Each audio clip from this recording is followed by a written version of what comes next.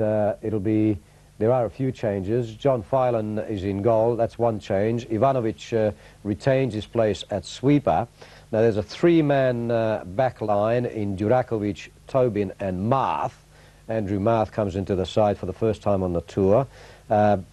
Jason van Blurk will be on the left-hand side. And then the midfield will be from the right, Tapai, Wade, Peterson, Bozinowski. He comes back into the side after his match against the United States. And the Lone Ranger up front is Warren Spink. Looking at the Uruguayan lineup, that's as follows. Robert Siboldi is the goalkeeper. They line up in a 4-3-3 formation. The back line from the right is De Los Santos, Sanchez, Canapkis and Cabrera. In the middle, Barrios, who's a real veteran, Saralegui and Salazar. And up front, Paz, that's not Ruben Paz, by the way, Larrea and Morena, and that's not Fernando Morena either. He's a cousin of the legendary Fernando, who has long retired. The referee for today will be Juan Carlos Lostao of Argentina. Well, firstly, Raul, let's have a little comment from you on the Australian lineup and the changes. It is a bit more defensive than before. He's got three stoppers there rather than two.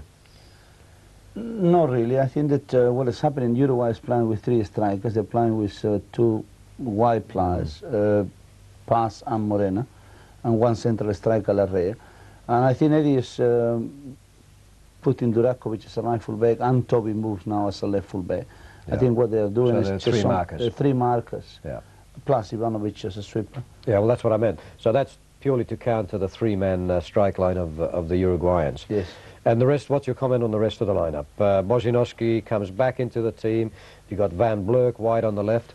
Yeah, well, Bozinowski will play as a central midfield with Wade and Peterson to combat this three midfield play formation that Uruguay have. And Tapai, Van Blurk, wide players, and Spin will be as a central striker. John, your comments on the Aussie lineup? Yeah, well, it's you pick your lineup according to the system the opposition play, and sure. That's Tobin, left full back, is no unusual position for him. That's where he grew up and learned all his football. Durakovic can play anywhere for mine in the defence.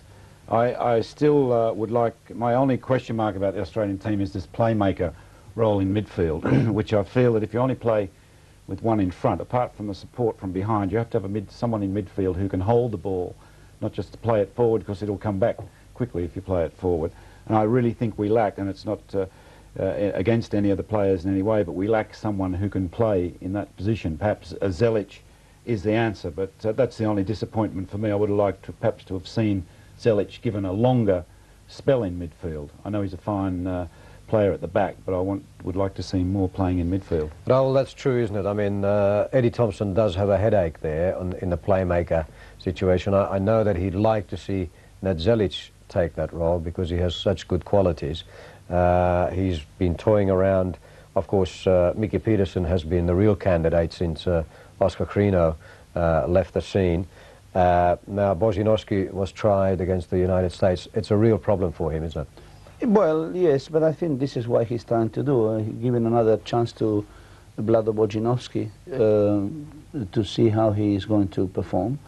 And Mike Peterson did a good job in that department, but I agree to a certain extent that that type of playmaker is the players we have. They are not really playmaker there. Ned Zelic in midfield, I think the way Ivanovic played last game against Argentina, I think there's a great chance that he will remain there, and Zelic will come into midfield. Maybe Zelic could be the man. Even further down the track in the World Cup qualifiers? I will, yeah, I have an inclination to say so, yes. Okay. Thanks, Raul. Well, this is the third match, of course, on Australia's tour of the Americas.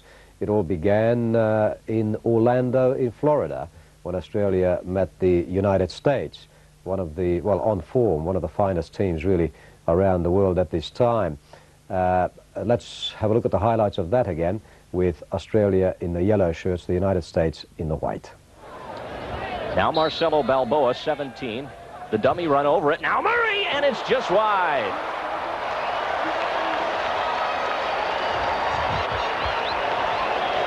Bruce Murray with a very authoritative strike of the ball, and that one didn't miss by much, Rick. Durakovic, number 5. Back to Zelic. Now Blagojevic, number 2. Nice ball through to the right side to Pi, number 7. Clavillo hurrying back. Far post, chance for Aurelio Vidmar, and he just misses to protect the players on the field. Thrown in, flick back post, and Dodd gets up and punches it away from Vidmar. Aurelio Vidmar got up there, but Mark Dodd with a good job had to recover after the initial flick on and then push it away. Ball out for throw-in U.S. now, unofficially just under 19 minutes left on the stadium clock. They did stop the clock, by the way, during the lightning delay. Normally, of course, in the outdoor game, the clock runs. Quinn, a dipping shot, and diving is Zabika to push it out for corner kick. Free kick now, Australia. Chipped into the box, headed toward goal and in!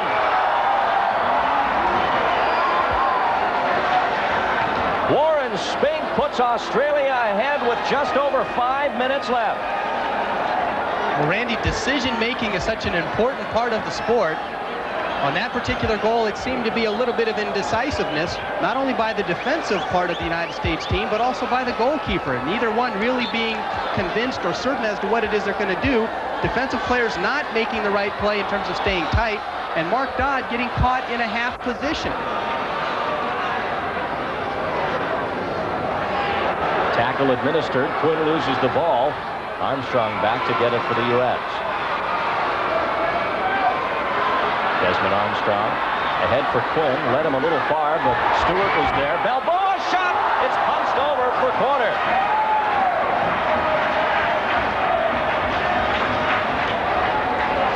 Marcelo holding his head there in despair. Here we'll see him receive the ball and then go to shoot it. The ball deflecting off of an Australian defender. Balboa down to head this away, and then he gets the call, but that is the whistle to end the game.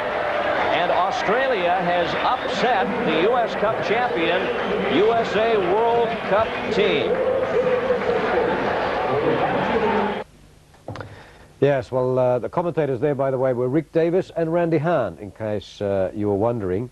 Now, Raul Blanco, what about this Uruguayan lineup? There are some unfamiliar names here. I must point out that the manager, Cubilla, has not had a good time with the European-based players. They simply refuse to play for him. So it's not a question of not picking them, but that's the side. What are your comments on the Uruguayan team?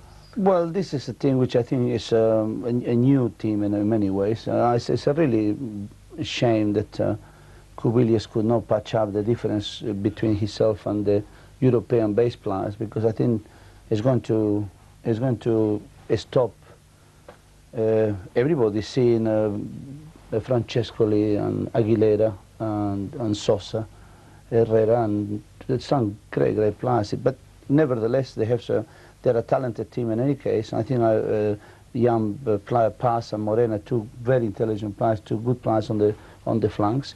But they're really trying to. I think they are having this team just now because they have to patch up difference with the biggest stars they have in Europe. Yes. Now that 4-3-3 that they're using, is that the normal posture that they take, the Uruguayan team? Yes, Uruguay has been playing like this for a long period of time, as long as I remember. They don't play the twin stoppers. One becomes the sweeper. They pick according to wherever the strikers are. Always three midfield players, always one central midfield player, which is in front of the back four. And the three forwards up front, which one of the wide players always will drop into midfield a little bit. Okay, Raul, thank you for that. Thank you, John. Let's go then to the Centenario Stadium in Montevideo. Our commentators are Andy Pascalidis and Peter Katholis. And Australia get the chance today to finish this three-match tour of the Americas the way they started it as well. They started off with a win against the United States and, of course, losing to Argentina, a controversial penalty going against the Socceroos early in that second half. But today, the opportunity to redeem themselves and bounce back with a victory against a Uruguayan side which, despite being without several European-based players because of conflicts with the coach Luis Cubilla, they are still a formidable team lineup. And once again, joining me is Peter Katholis. And Peter, we learned quite a lot from the Argentina game, and hopefully today we can do the job. Yes, good morning, Andy. Yes, I think it should be an interesting game today, and hopefully the boys can get a few passes together and see a good game. 4 changes to the Socceroos today. Interesting ones at that. John Filan gets his first opportunity, as does Andrew Marth. Van Blurk starts a game, and Spink is back as well. Out are Zabika, Bernal, Edwards, and Blagojevich. And the Socceroos did in fact try to train on the Centenario Stadium yesterday, but the adverse weather conditions again, which dogged them on the first part of the tour, have come back again, and they couldn't train on the pitch, and then they had to go off to a second division ground and wait till that game was completed before they could get a run. Prior to that, they were training up the front of the team hotel on a barren bit of grass just outside the hotel, as John Filan gets what will be an important touch for the Wollongong City keeper, and of course the Olympic Games goalkeeper, who will be heading off to Barcelona. And obviously a tight battle for the goalkeeper's role, with Zabika in such good touch, as Tapai had no chance whatsoever. Robin Simbaldi, based in Mexico, the keeper, makes his debut today, and he was voted best foreign player in the Mexican competition last year. That's Salazar on the ball, Jose Luis Salazar, very talented player. And now Nelson Cabrera. As cool as ever is Jurakovic. And Vlado Bozanovsky shows his feelings towards the Uruguayans. Crowd of around 20,000 in the Centenario Stadium in Montevideo. And this will be an extremely tight battle, and for those of you that can recall, Australia last played Uruguay back in April 1974. That was before, of course, the World Cup. It was a hit out for both countries. There was a 0-0 draw in the first game and 2-0 in the second, and many of you will recall that Ray Bartlett serious injury that he sustained in that match. And this is Australia's 9th match against South American opposition, and what a team to play. The world champions in 1930, 1950, Olympic champions twice in the 20s. And they've won the South American Championship a record 14 times. Salazar tries his luck, a lovely save by John Filan. As early as the 3rd minute, John Filan again shows us why he's rated one of the top keepers in Australia, and for his age in the world, I would think as well. The shot coming in from Salazar, Filan getting up there, a great save. So as early as the 3rd minute, the Socceroos are under pressure. Juan Carlos Lostal is not happy with the balls, it seems. But a vital touch for the keeper. It's a great save by John Filan. Great shot by the number 10, Salazar.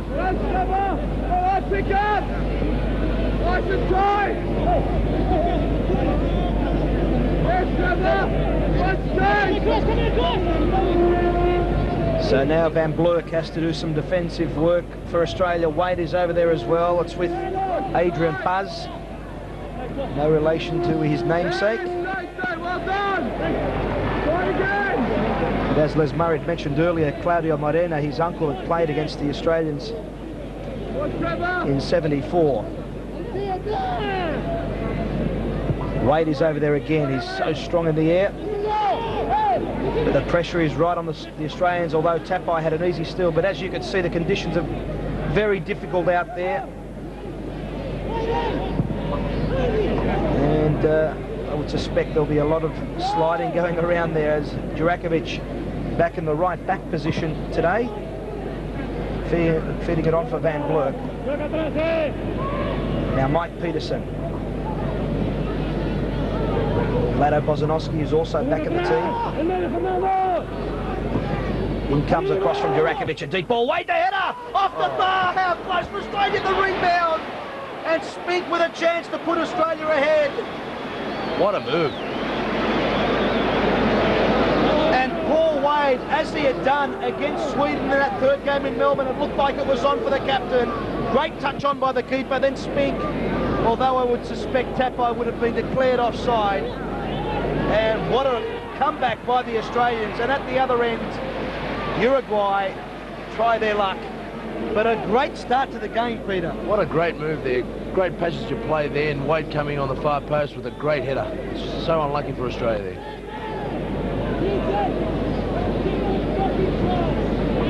And Paul Wade, and just seconds earlier, the captain was back in the area helping his defence. And a lovely move by the Australians. And it was interesting to note that Jurakovic was involved. So Jurakovic filling the role of Milan Blagojevic.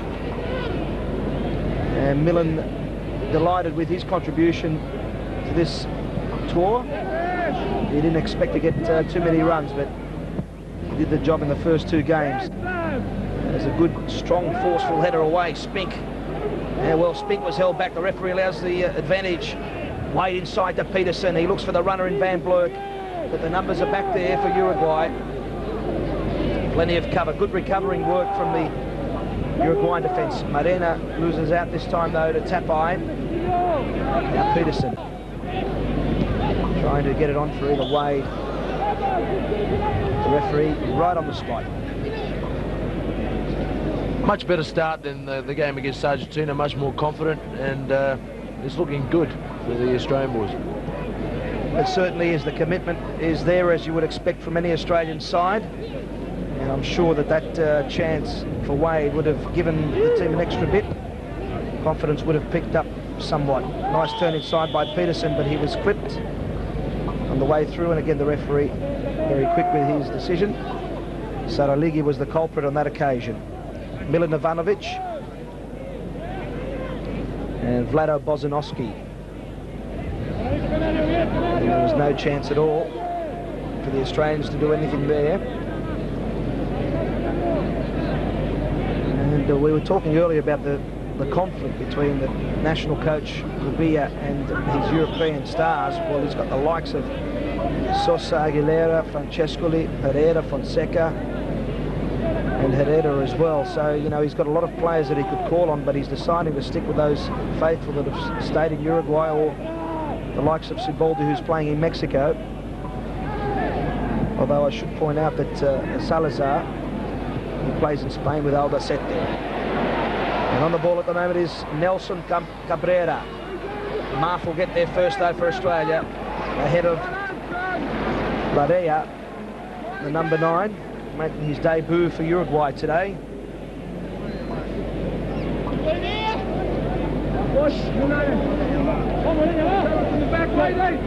Cabrera with a throw-in. Played in that 1-0 win against Brazil. In fact, 6 of the 11 out there for Uruguay played against Brazil last April. And Uruguay got up in that game by 1-0. So naturally, they're not short of talent, this Uruguayan side, despite missing key players in Europe. Same could be said to the Australians as well.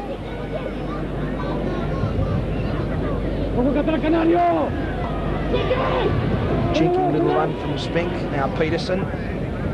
Good switch. Jurakovic getting involved in the attacks early. Nice turn inside. Never Jurakovic looking for support.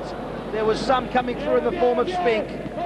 But a great start by Australia, almost 9 minutes up, and the Australians are taking the game to the Uruguayans. Fantastic play. They're settling down the game really well, putting a lot of passes together, and again Jurakovic with a great cross. This is good, confident play.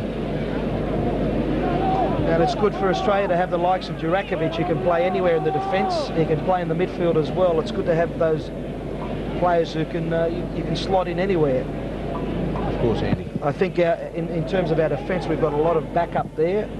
Maybe the midfielders let us down on this tour, but the chances out there for a few players to stand up and be counted. The likes of Peterson, Bozanovski, they've all got points to prove to the national coach Eddie Thompson. Well, it's good to see Bozanovski and Peterson, you know, in the moves in those plays there. They're more involved today than the previous games.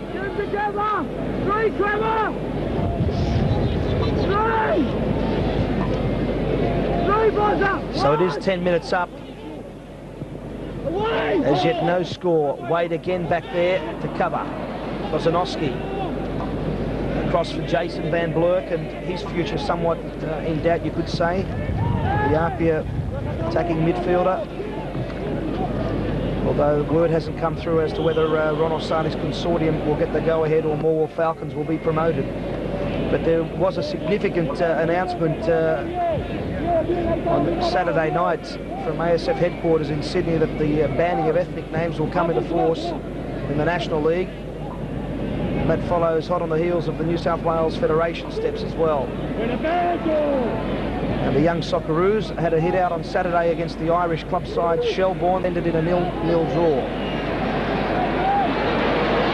And now Uruguay, but again, Milan Ivanovic, he read the situation well, didn't commit himself too early and just waited for the mistake, you could say, from the Uruguayan. And good covering work from De Los Santos. Just his 4th cap.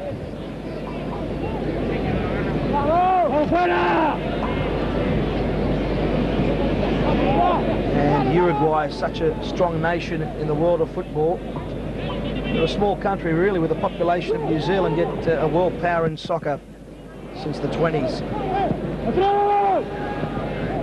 There's so many players overseas, that's because of depressed economic conditions in Uruguay, and it's understandable that they want to make life better for themselves and head to Europe. It could be a sticking by the faithful, the likes of Morena, the number 11.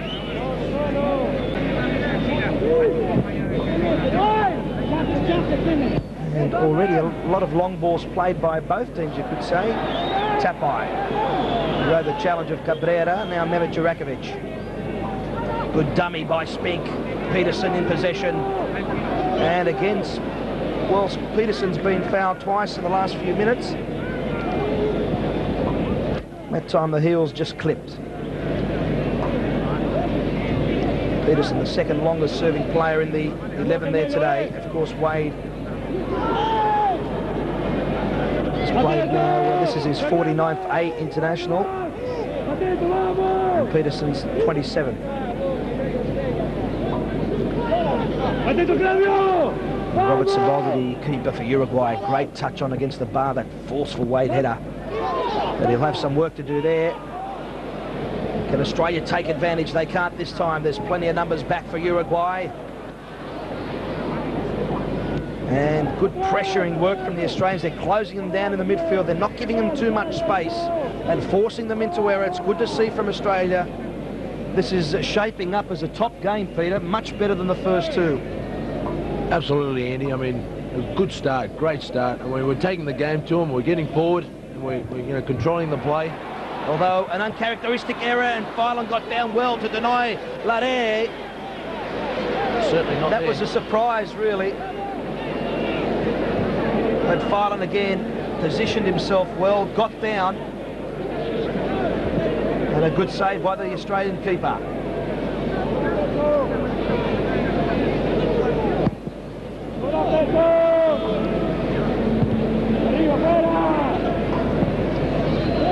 Marth up, crosses Bosanowski.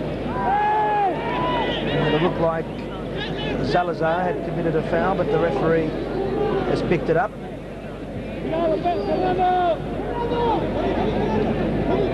And the South Melbourne defender knocks it down the line. Cleared away again by Cabrera. And having a chat with the Australian camp the last couple of days, that they are absolutely fired up for this game, but they can't wait to get home as well. They've done so much travelling. Started in Sydney. They were delayed actually for 3 or 4 hours. They ended up in Auckland. They were delayed there. They headed off to Buenos Aires, then Montevideo. They were fogged in there. Back to Buenos Aires, then Miami, and then they stopped on the way through to Miami at Venezuela before heading off to Florida for the USA game. And then back to Buenos Aires via New York for the Argentinian game. So, as they told me, the Leyland brothers have got nothing on them on this tour. What was that again, Andy? The Leyland brothers have got nothing on them on this tour. Good break by Uruguay. Barrios, the experienced veteran. The layoff now, and the shot, it took a deflection off one of the Socceroo defenders. And thankfully for John Phelan, there was no work for him to do there, but there will be soon, I suspect. Good play by Uruguay. Good interchange passing. Yeah, they're settling down. I mean, we don't want to give them the opportunity to settle down and play like that, because they'll take us apart that way. And it comes, plenty of support at the near post, although Barrios was so involved in that initial build-up, he was waiting. So it's good to see that both teams are throwing men forward at every occasion, trying to break the deadlock, not being too negative. The Uruguayan coach, Luis Cubilla, had actually headed across and watched Australia play Argentina. He was impressed as well, and actually showed his concern about the standard of opposition just to make the trip across. He was particularly impressed by the Australians' toughness. And perhaps they don't come any tougher than Andrew Marth in the centre of that Australian defence. And Moreno was taken out by Bozanovski.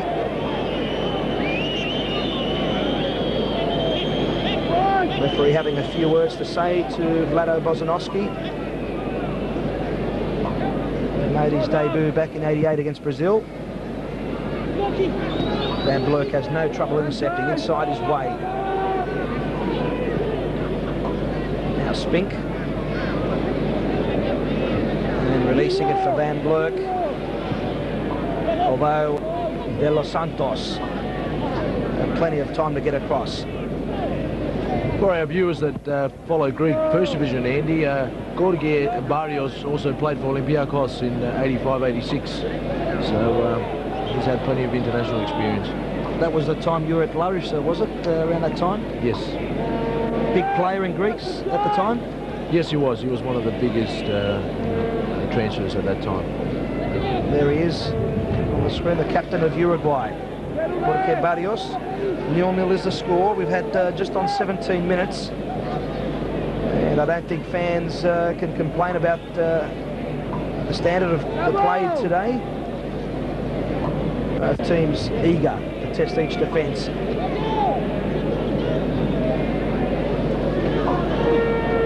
And as you notice there, Alex Tobin was held back, and the left back position is the position Tobin started off with at Adelaide City. And like Zabika and the rest of his Adelaide City teammates, a big year for them.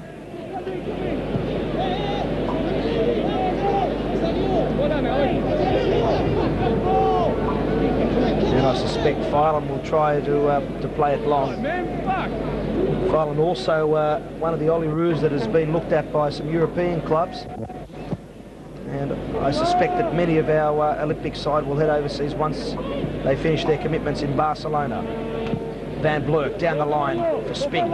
Wade is inside if he wants him. Turn by Spink. Van Blurk on his left. And it's not a bad ball inside. Headed on. Tapai was up, but no power behind that header. And behind Tapai was Jurakovic, but a good move by Australia.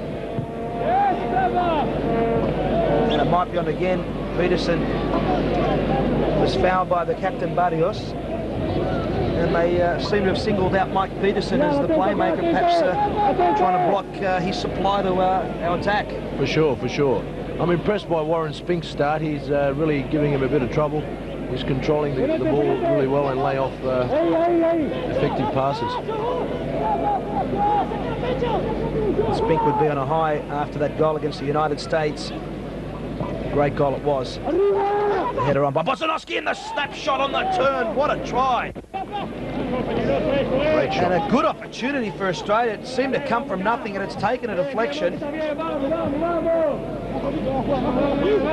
Well, what a start for Australia. Luis Cubilla, you can understand why he's puffing on a cigarette. He'd be very concerned about the way his defence has started this game. I wasn't too sure who had the shot on the turn. I thought it might have been Spink. But either way, Australia are in a good situation right now. Mike Peterson takes the corner. The keeper was thinking about it. Up was Marth. But the numbers are back there. Larea is clearing it away. And the ball on, a good header on, and then it was Wade as well. And the keeper had no trouble in the end. But a very, very confident start. We've had just on 20 minutes. This is good to see. We're taking the game to the Uruguayan team, and that we're not sort of sitting back and and letting them dictate play, which is good to see from Australia. And this defence, relatively young in terms of international experience. None of the defenders have played more than 7 or 8 caps for their country. The most experienced player out there naturally is Barrios, captain, the number 8. He made his debut back in '79 in the Copa.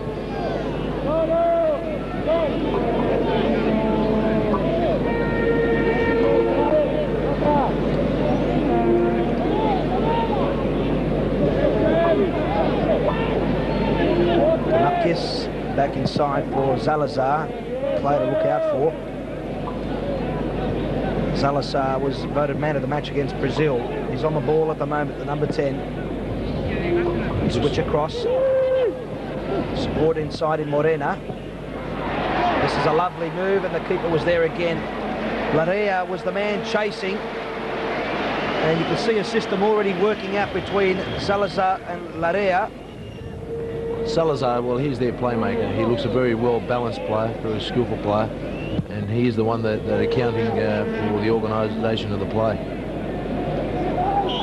And he's coming out of a fairly good season with Albacete in Spain, Salazar.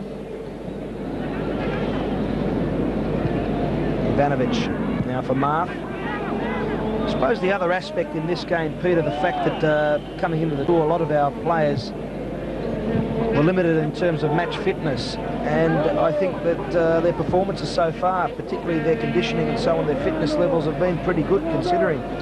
Yes, I agree with you, Andy. His fitness levels are quite high considering we haven't played for so long. I think a couple of more games under our belts we would look very, very effective. Barrios has to organise his team for this corner kick.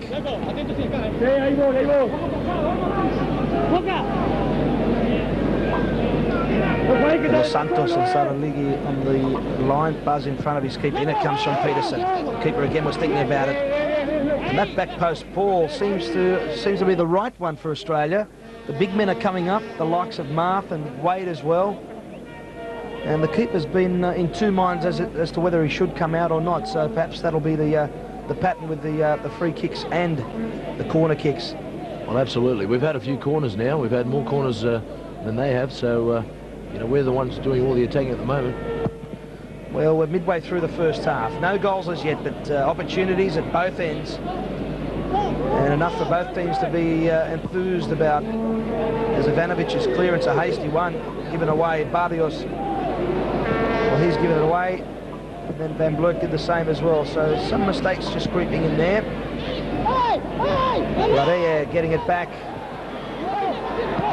And the header not forceful enough to test Filan, but I suspect that Eddie Thompson will not be happy with his defence there because they didn't pick up. No one was picking up Salazar there. It was a Salazar. The cross comes in, and the free header looked like Larea.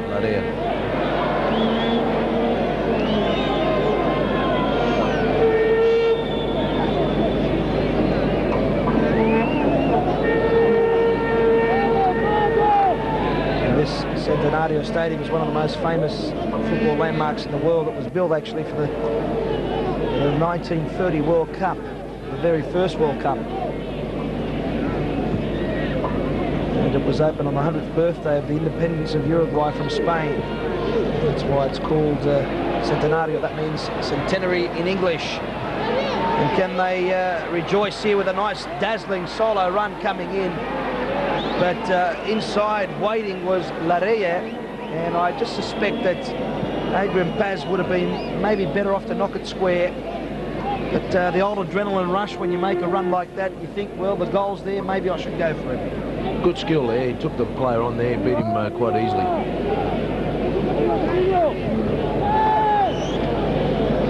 Well, another stoppage, and Van Blurk is down at the moment.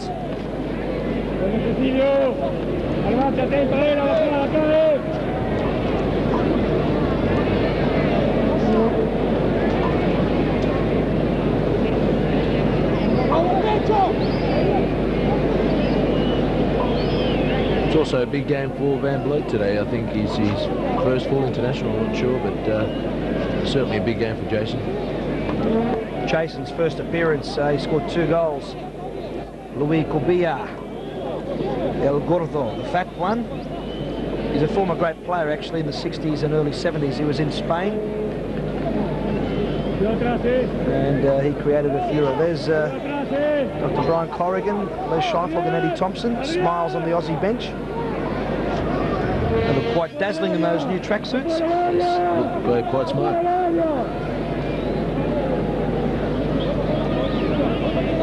Mike Peterson again. Sibaldi double checks with his defence. In comes the free kick. Looking for Wade. They're not on at the back post. No one there, though. But Paul Wade winning quite a bit of ball in the air, as you would expect. That's one of his strengths. Yes, he's very, very good in the air, Paul Wade, and Mike Peterson is always looking for him in the far post.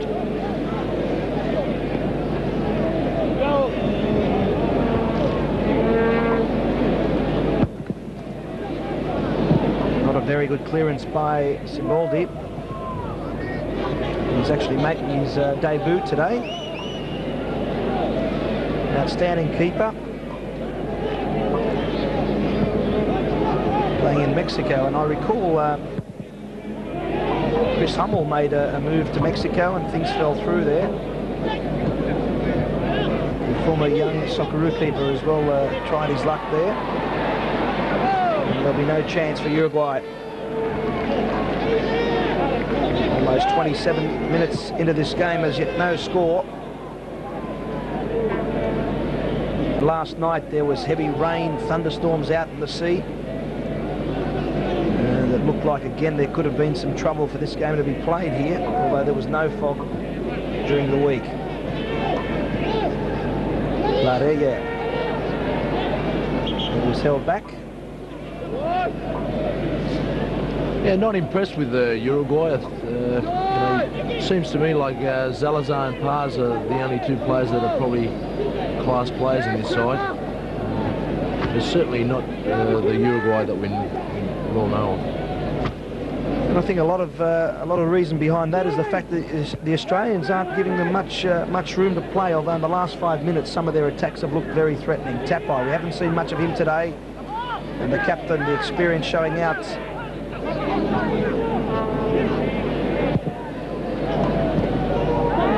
Salazar's ball inside. There was a foul against Milan Ivanovic. Larega is the man who's down.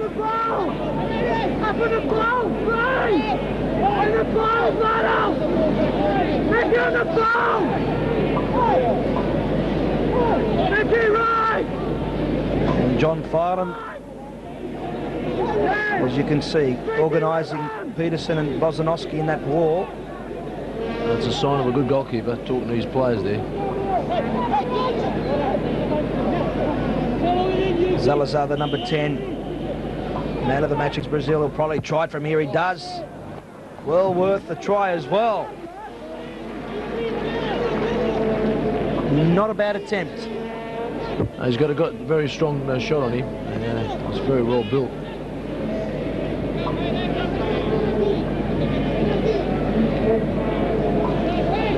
Great experience for the Socceroos. South American tour. And of course the game against the United States.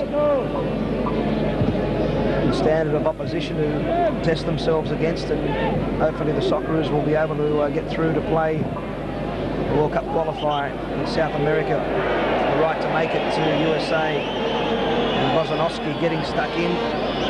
Denapkis, I'm not too impressed with Bozanowski's style of play, you could say. But it started earlier, really, because both Bozanowski and one of the other Uruguayan players were fighting for possession and they weren't holding back. Good to see the referee right in the thick of the action. Total control from the referee, Juan Carlos Gustavo, an Argentinian. And again, Salazar. No real threat at all for John Filan. 15 minutes left in the game. No goals as yet.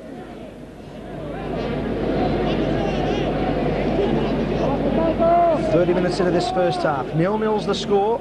And Australia, the best chance in the 5th minute of the game when Paul Wade, a strong header, struck the crossbar after the keeper. Siboldi got an important deflection. It was a great save by the keeper. And the rebound by Spink was saved again by Siboldi, although Tapai was in an offside position, and I suspect if the ball went in, the referee wouldn't have given the goal. Martha Wade. Good control by Zanowski. Tapai. Surrounded by the Uruguayan players as Martha played the first-time ball. Wade back on for Wade from Van Blerk, and perhaps I thought the captain was flat-footed there, not expecting the pass. Just a Wade bit too gets the hard ball for him inside and just a little bit too hard there. It was a bit hard from Van Blerk, wasn't it? But still Australia. Tapai, not a good cross from him, surprisingly. Peterson. And well, confusion there. Kanutkas and the keeper. And not too sure. Robert Siboldi's making his debut today, but maybe he's feeling a bit tentative in goal. He's not really come out in a confident manner for those sorts of balls. But again, Australia having, well, you could say the half chance to try and break through.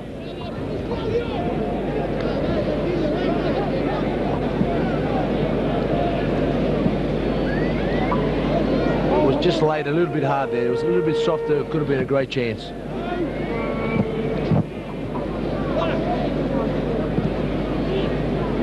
Van Blerk again in the thick of the action. And as you noticed as he went down there, the water is pretty heavy out there. It rained yesterday.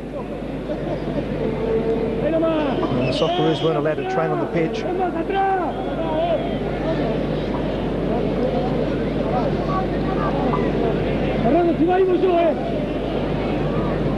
It's Peterson again. Siboldi ready.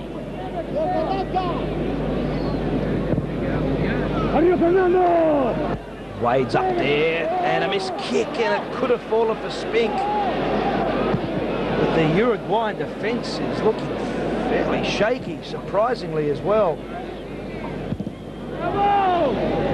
And Australia getting right into it.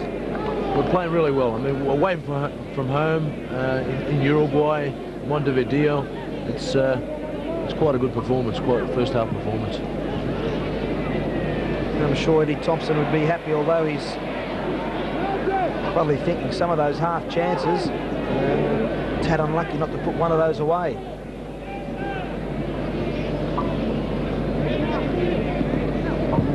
Yes, a nice touch on inside for Wade. The midfield's really firing today for Australia.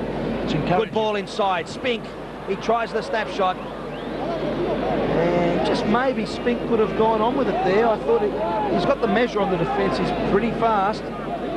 But not a bad idea from Spink, trying to catch the keeper off guard. He looked up earlier and he saw the keeper was off his line, maybe try to put it over the keeper, but nonetheless, promising signs for Australia. It's very encouraging. We're coming forward today's game, and we're creating plenty of opportunities. And the Socceroos look much more hungrier than the game against Argentina. I don't know if it's hungry. I think they're more comfortable. That game against Argentina would have done their confidence great. A lot of good. A lot of good, definitely. And I think the fact that the Socceroos have so much possession today, more time on the ball, gives you much more confidence as well. Well, of course. I mean, if you've got the ball, you can dictate the play, and this is very important in winning games.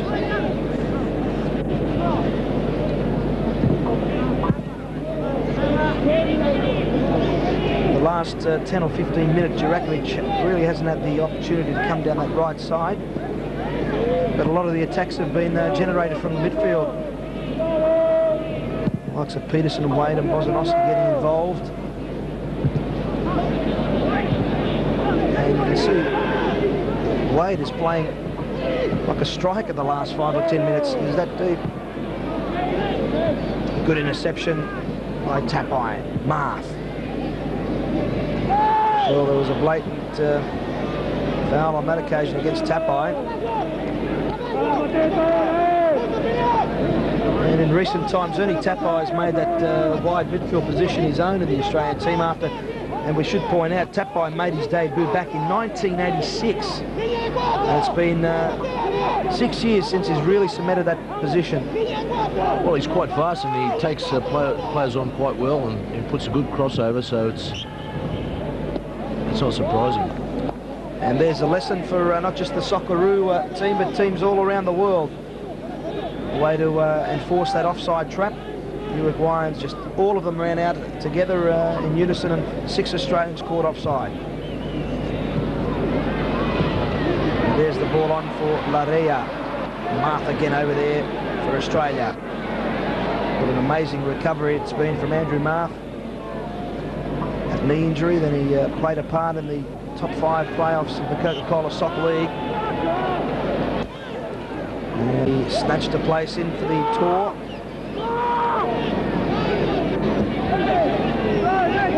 Well, the referee has allowed play to continue. No, I don't think so. In fact, it's been quite a good performance from Andrew Marth. He's marked Larea out of the game totally. We haven't seen him at all.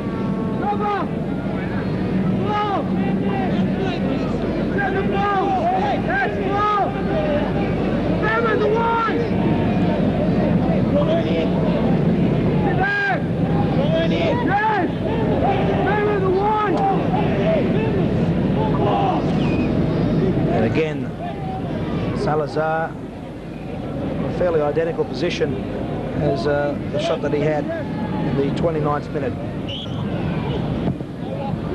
This time getting right underneath it. A good decoy run, but couldn't bend it around the wall.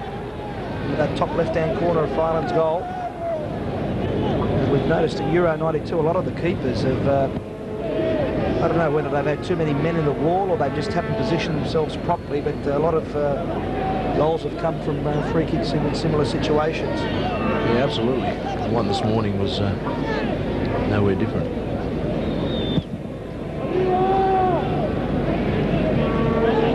Wade up yet again. And now Marth.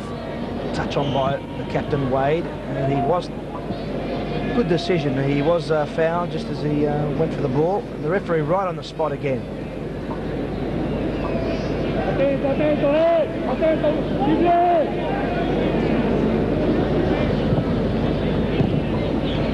Spink leaving it for Tapai. Kozlowski and now Tapai again. Here comes the cross, and again confusion between Kanapkis and the keeper Siboldi. Kanapkis had obviously made up his mind he was heading it away, even though Siboldi was calling out for it. But Australia should try and take as best advantage as they can out of the lack of communication between the keeper and his defence.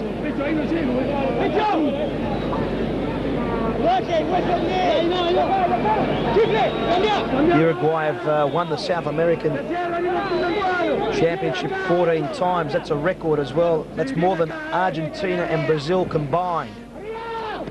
And a good take by the keeper Siboldi. Stole a few steps, but nonetheless, a lot of the keepers do it these days. They don't seem to enforce the law in South America as they do in other parts of the world. Certainly don't. Well, that's much better play from Uruguay, although there's plenty of reinforcements in the Australian defence. And Blurk has come across from the left midfield position. Larea was playing for the free kick all the time, and he gets it. Smart play by Larea. So we're approaching the 40th minute mark in this game. As yet, no score.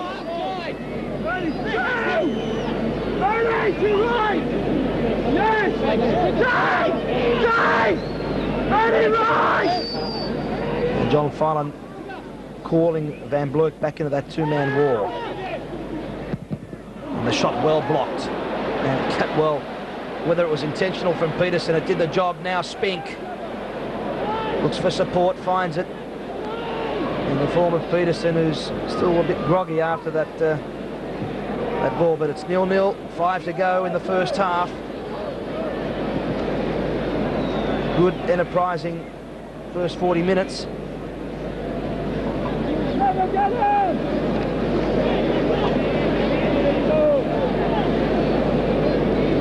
Well, Andy, we're knocking the ball around quite well. The boys seemed a lot more comfortable than the other day.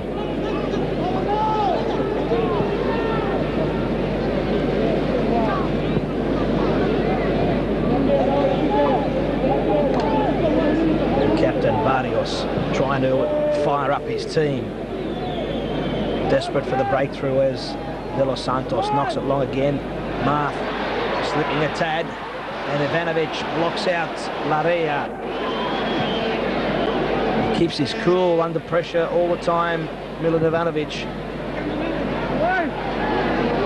Adrian Paz can't get past Tobin.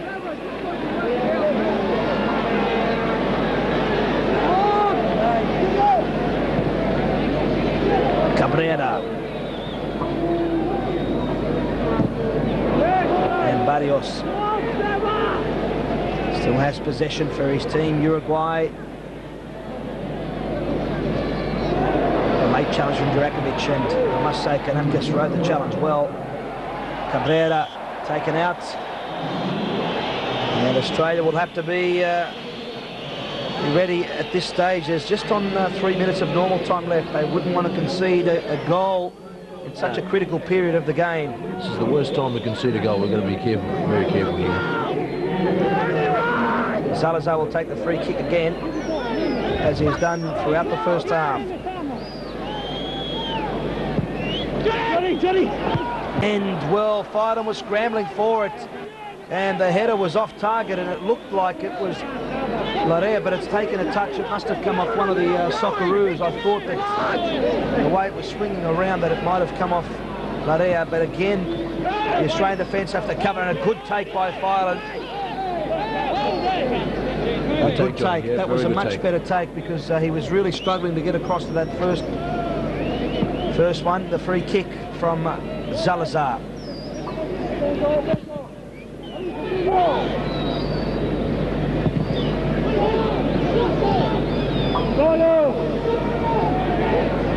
And Salazar it is, getting it across.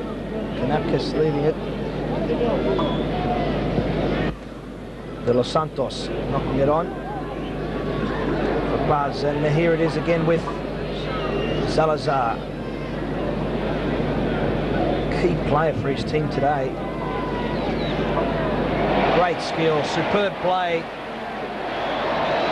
And then Bozanovsky commits the foul again.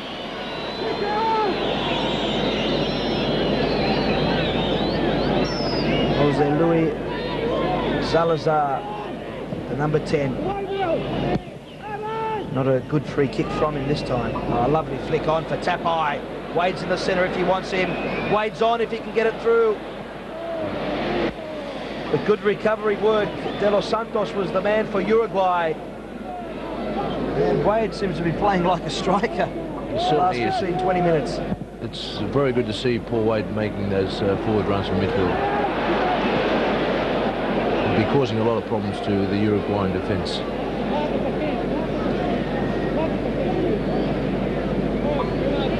We're into the last minute of normal time in the first half. No goals as yet. And I don't think too much time will be added on for stoppages. Saraligi looking for Paz.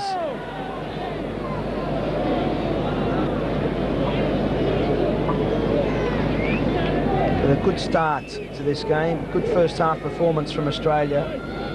Just one or two occasions where there's been errors at the back. Farland has only had to make the one clear-cut save. But the referees' decisions are quite on the spot, Andy. Peterson. And there, in fact, it is. Just 5 seconds added on. A good first half for both teams. I think Uruguay came back into the game towards the latter stages, but a superb start for Australia. Absolutely, a great half by Australia. We've taken the game to them. We've controlled play, we've created chances, and it's very encouraging to see that. Well, there's certainly plenty of goalmouth action during the first half, and I'm sure that our panellists, Johnny Warren, Liz Murray and Raul Blanco, will have plenty to talk about. So at half-time from the Centenario Stadium in Montevideo, Australia 0, Uruguay 0. Thank you, Andy Pascalidis and Peter Catholis. And, fellas, a very good first half from an Australian point of view. Raul, real cultured football and some lovely chances too.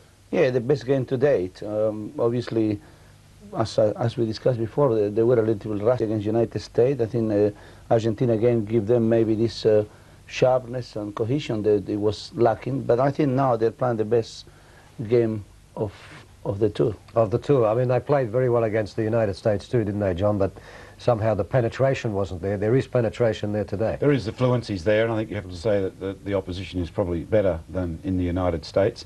And some many good individual performances. Les Spink doing well up front. Ivanovic is at the back as usual. Wadey having probably his best game for some time. But it's good to see the Australian team play what I call, quote-unquote, the Australian style, to take the game to the opposition, even if you're away from home. And I think this has probably put Uruguay off a little bit, and perhaps second half they're going to have to readjust a little bit. I'm sure they'll sort it out at half-time, but it is a natural instinct to go at opponents rather than to sit back. It just doesn't suit our mentality or our style. And that's happening today. Well, we've got some highlights from the first half for you, which are not quite ready for us, but the defence doing its stuff, John, with the three strikers, knocking them off. Let's have a look at these highlights. Well, this was the first opportunity, and it's a good move. It indicates the fluency of the Australian game. Good build-up wide, cross from Tapai, and the header from Wadey, which Siboldi gets a touch to it, luckily. Otherwise, that would have been 1-0 for Australia. That was a very good move, because there was a lot of touches. They're looking very confident on the ball. Durakovic in an attacking role there. Durakovic, that role on the right is suiting him. Durakovic can play almost anywhere, but I think he's playing very well as a right full back. He's very quick, he can overlap, and he's a very good player on the ball too. That was one of the few mistakes Australia made defensively in the first half, and nearly paid the price for it. Tobin on the left, as usual. His safe self, very clean, don't see his opponent. Now this is again where Australia came quite close. There was a volley later on which we were hoping to show you, where Australia came very close, and then there were chances further on. So I think that Tomo obviously would be happy. I doubt very much whether he'd make any sort of changes. I don't think so. I think that having Van Blerk and Tapai both playing wide, and it's allowing Paul White to come from behind much more, and Paul White has almost been a striker many occasions. And I agree with John. They're playing really in a very positive way. They're taking the game to Uruguay. And it's been a very good match and a very even match, which I speak really highly about our performance, because Uruguay is a nation which we all have to respect very much. I mean, it's a great soccer nation. I like the role that Spink is playing too in this one, that he's not just standing there as the Lone Ranger, but he's making a lot of decoy runs and taking players with him, allowing them. And I think, John, finally we're beginning to see perhaps the midfielders running into those positions. Yeah, there's been a lot of support today. They've been active, haven't they? They've been mobile, they've been in the game. Tapai, Wade, Peterson has been a marked man, hasn't he? They've certainly earmarked him as the playmaker. They've given him a bit of treatment. Bojanovski is a player I'd like to see a little bit more of. He's got the experience and the background to probably contribute a little bit more than he's doing so far. Raul? Yes, I agree. I think that in the second half we see, if we keep this pattern that we are having, I think this is why Spink is playing much better today. A lot of players around him, and he can really enjoy himself a bit more. But I think the Bojanovski is playing quite well too. I think he's been tackling very hard. He's been winning the ball quite a bit. And it's not easy to play against Uruguay midfielder. I'm very impressed with Salazar, number 10. Really look a class. They closed down well. What about that playmaker problem we were referring to earlier? That's not a problem at the moment? I don't think so. I don't think so. I think that because Wade is so involved and Peterson is involved and Tapa is involved, it means I think that it's been a better team performance all around. And I think this schema that we were talking about, the playmaker, I don't think it's needed as much today, because it's very much involvement by everybody else in the team. Okay, well, they're almost ready to go in Montevideo for the second half. Remember that in the semi-final of the European Championship this morning, Germany defeated Sweden 3-2 there in the final on Saturday morning. And tomorrow morning it'll be the Netherlands against Denmark in the second semi-final. And so off we go for the second half. Commentator is Andy Pascalidis and Peter Kathalos. Well, Australia last played Uruguay back in 1974, and that resulted in 2 matches, 0-0 in Melbourne and 2-0 in Sydney, and Ray Bartz and Peter Ollerton were the scorers on that day. And the soccer media around the world refused to believe that scoreline. So today Australia again gets the opportunity to keep the slate clean, maintain their unbeaten run as a change has been made. Sergio Martinez has come on, and it looks like Morena is the man who's come off. Doesn't appear to be any changes to the Socceroo lineup, although Alistair Edwards was warming up during the break.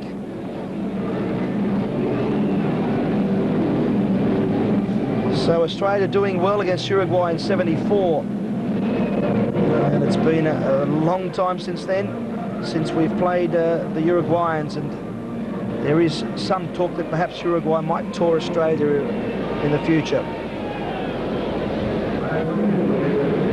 No goals as yet, but as you would have noticed if you'd followed the game from the start, there was opportunities at both ends.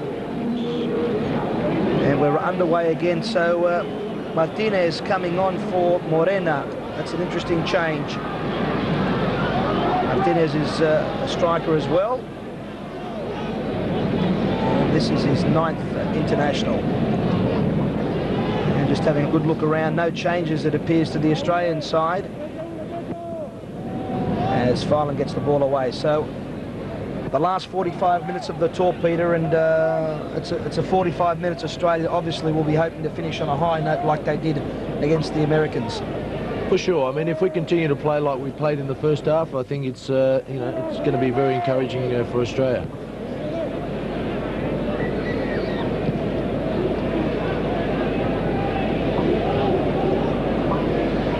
Tapai, it looks like on that far side, Bozanovsky, apologies, Mr. Vlado Bozanovsky, and I'm not too sure where Bozanovsky will be heading off to, whether he'll be staying in Portugal. I've got some news actually come through yesterday that Graham Arnold, the Socceroo, is heading off to Belgium to play with FC Liège as Wade again. Well, Paul Wade is having an absolutely outstanding match. Every ball he's climbed for, he seems to get there ahead. Although on that occasion, Daniel Sanchez was keeping close tabs on him. Seems he's playing like a centre forward today. But just the pressure alone from Wade is doing outstanding things for Australia at the moment.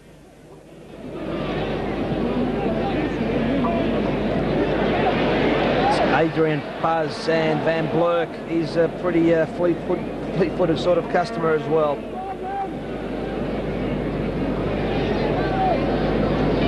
Tapai. In the end, Tapai, I think, concedes the free kick against Saraligi. Marcelo Saraligi, the outstanding midfielder, he's only 20 years of age. Number 5 is in the Olympic team. They finished 3rd in their group. Scored 4 goals this year, actually, with the Olympic team.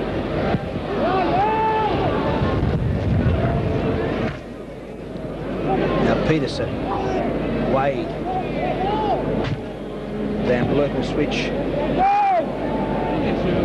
Bozanovsky, Tapai down the line, but Good interception coming in from, I think it was Cabrera. Peterson, good control. Good confident play by Australia. Van Blerk. Tap by. And just too far for Spink. There seems to be more urgency. The Uruguayans have come out very hungry second half, it looks like to me. Maybe the coaches had a few words to them half-time.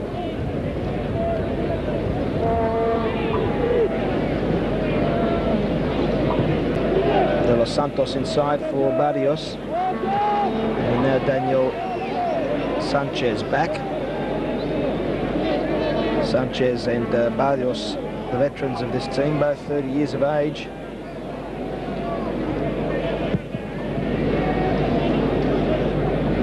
Big clearance by Siboldi Wade.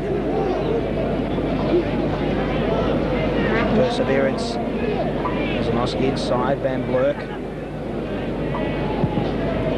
Did well to keep it in, but there was plenty of numbers there for Uruguay. Well, that was a pretty dangerous challenge from the captain, Barrios. And that's what the referees pulled up play for. And Juan Carlos Hostal, the Argentinian, having an outstanding game, really. Nothing controversial. Always on the spot. But not on by Spink. Tap by. Too much meat behind it, right over the top.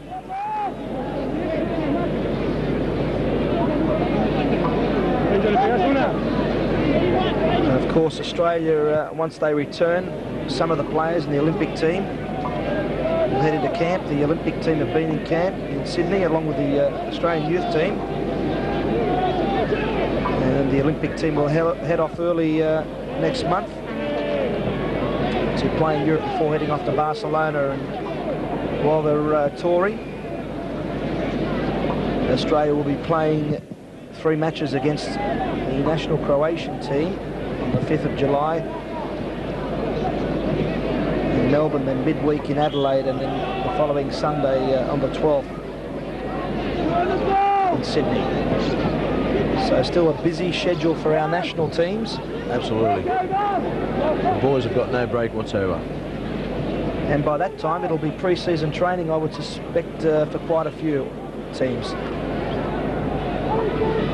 Tobin keeping his cool, but possession given away. Ivanovic didn't get the number on Saraligi. Zalazar fed it across, good interception by Tapai. Peterson's made a run in the middle, looking for Spink. He's onside, but the keeper comes out. And good confident play by the Uruguayan keeper. Can Tapai keep it in? He does. Tapai's there on the ball rather at the moment. Now Wade, Peterson, and too much behind that one. But Australia not overawed by the occasion out there away from home against a team that's got one of the best reputations, not just in South America, but in world football as well. Absolutely, Andy. This is a great performance. We're coming forward, like we said, on numerous occasions, and it's been a very positive performance today.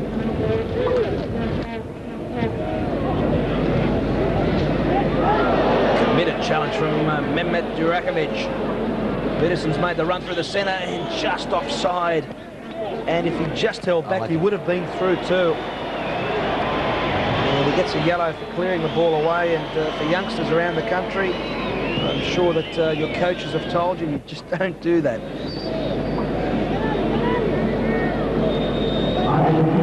And that, in fact, is the first yellow.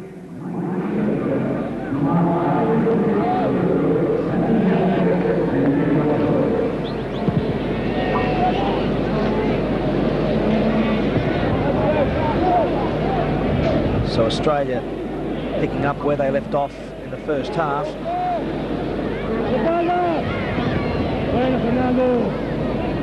Fernando Canapques had blocked that intended pass on that right-hand side.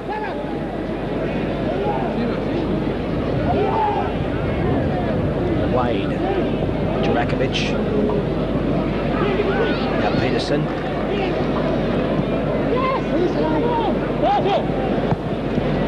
Cross, just not the right sort of cross from Australia. I think it was Bosanowski.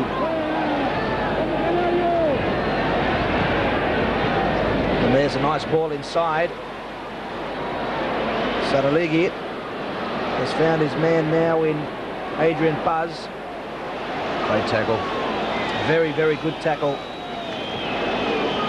The Australian defence keeps its cool under pressure so many times. You've seen it not just in this game but in previous internationals.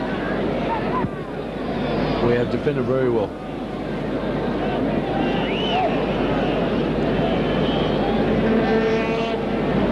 And clean defending, might I add. No fouls.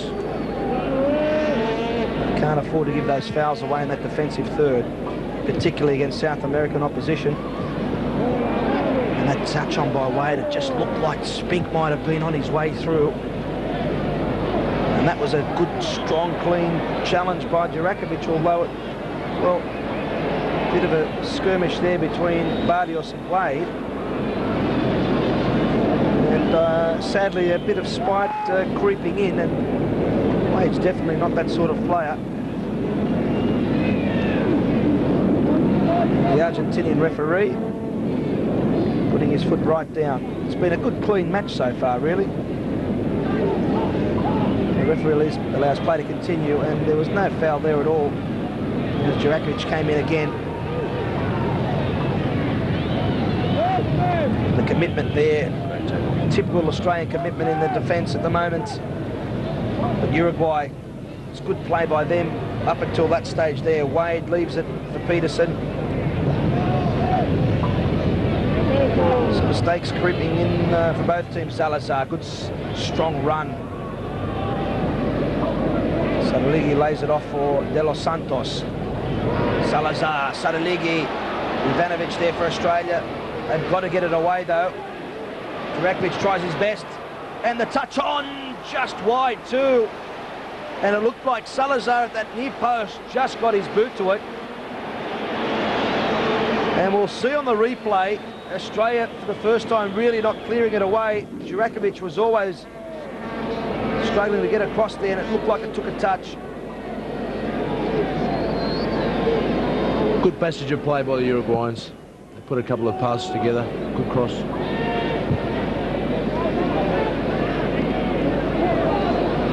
Uruguay certainly have been jolted into action during that half-time break, and imagine what Louis Cabella had said to his players. As that cross comes in, no worries at all for John Filan, but Uruguay are certainly taking hold at the moment. Well, a nil result for them is, you know, it's embarrassing in front of their own home crowd. So the pressure's on them to really give something to their supporters. And their supporters really haven't come out in force in the past because of the fact that the overseas-based players haven't played. There was only about 15,000 when they played here back in April, on the 30th of April, and they beat Brazil 1-0. There's about 20,000 there today. Bozanowski. Tap by. And Peterson back for Wade. Durakovic.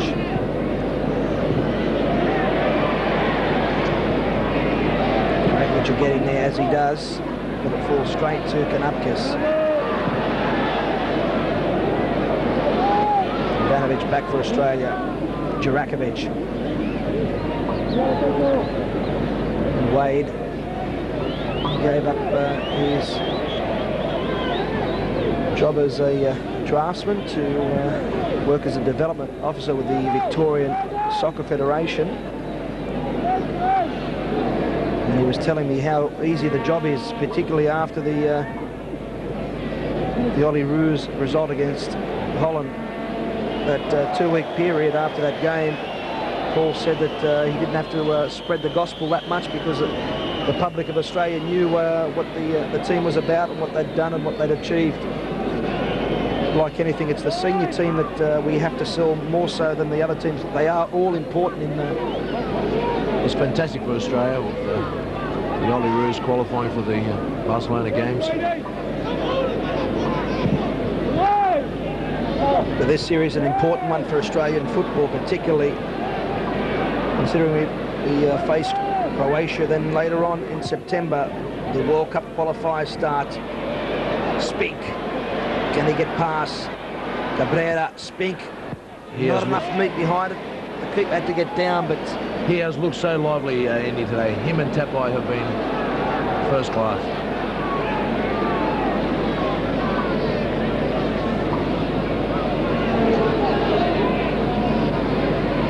Saraligi had got the touch on. He's in possession at the moment.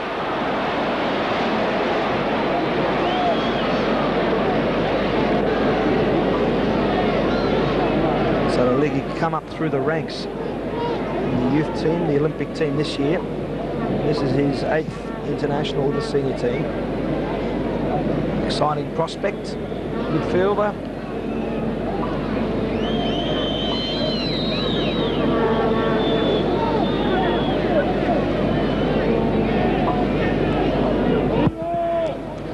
Farland again. Was looking for Wade. Well, surely Wade was climbed on by Daniel Sanchez. Tobin down the line. And Spink just clipped by Saraligi. Good decision there.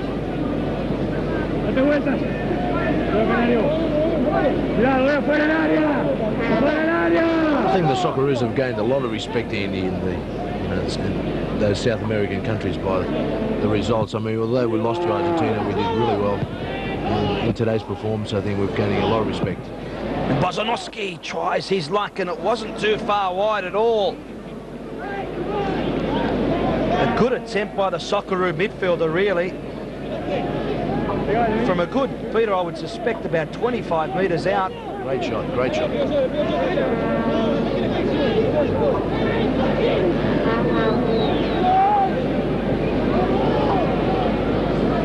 Vlado Bozanovski has only scored the 1 goal in 7 internationals for Australia, and that was naturally a goal he'll never forget against Argentina in Sydney.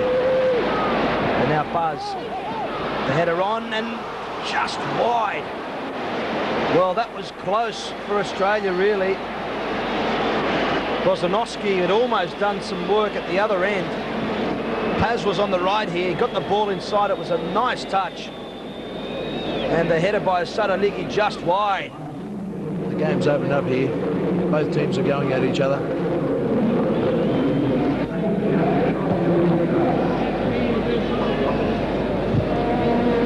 Well, for a game that's created so many chances, it's surprising there isn't a goal, but I suppose you have to pay credit to the defences and the goalkeepers. Absolutely, Andy.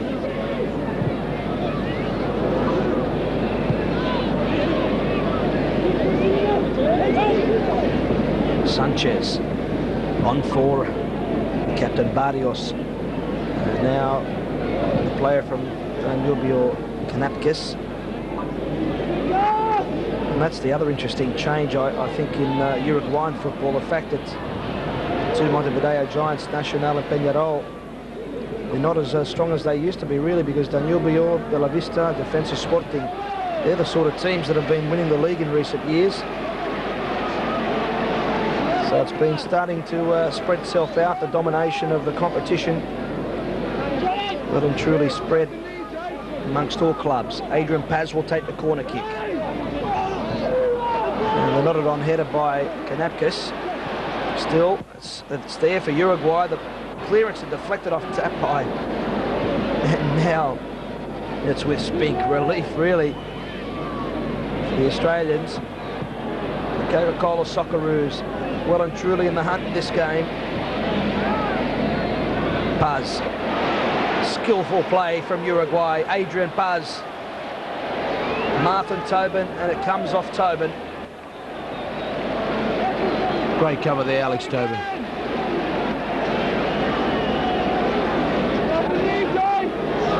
Adrian Paz will take this corner kick.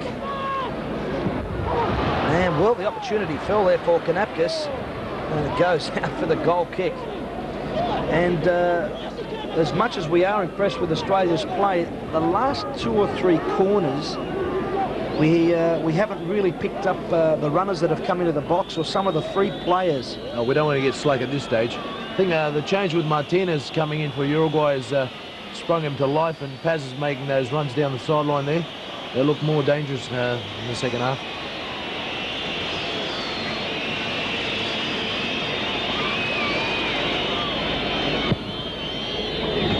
0-0 and just almost 18 minutes into this second half.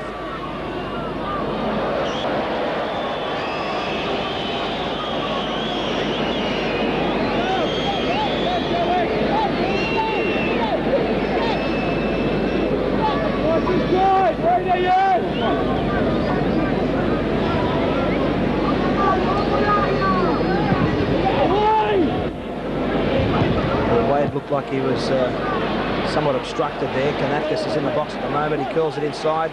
Phelan comes and takes it ever so well. Good save by the Socceroo keeper. Great save, Johnny. Under extreme pressure, John Phelan doing the job for Australia again.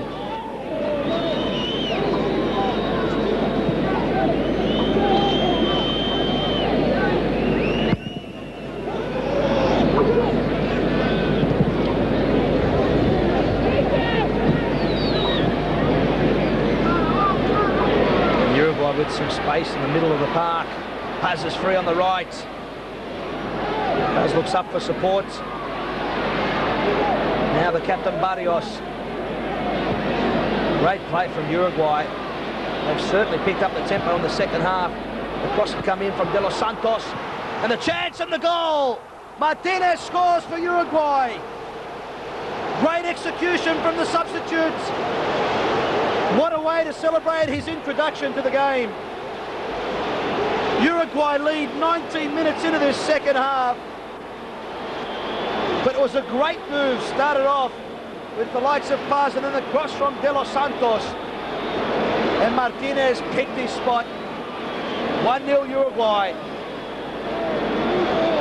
That's so unfortunate. So unfortunate for Australia. A couple of lapses in concentration by some of the players. A couple of... by Paz making a few runs and Barrios coming through the middle there.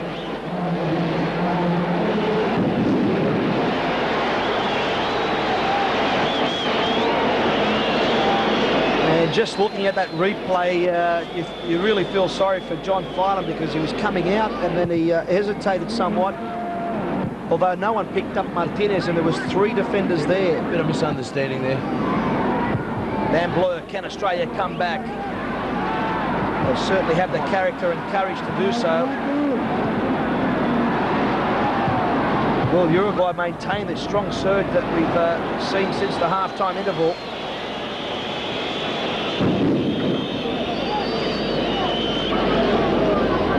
So unfortunate because we were playing quite well. We had them contained defensively. Such a tragedy.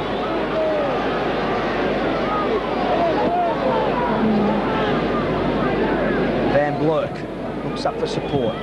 Wade is there. Can't keep it in though.